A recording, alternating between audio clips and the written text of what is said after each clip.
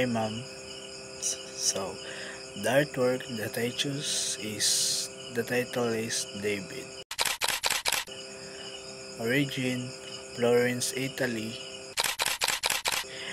Materials, they're using a marble ma'am.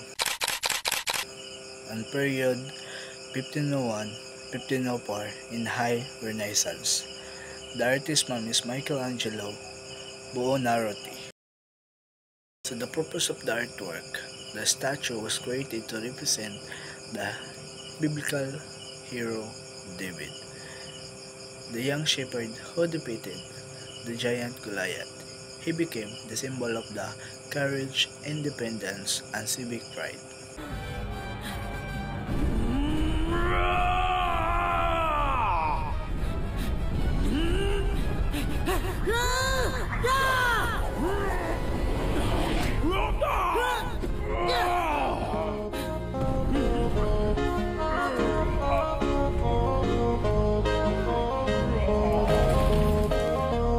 Meaning, the Renaissance believed in human intellect and self-control, a victory through wisdom and not brute force.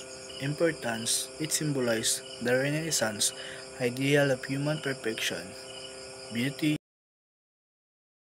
strength,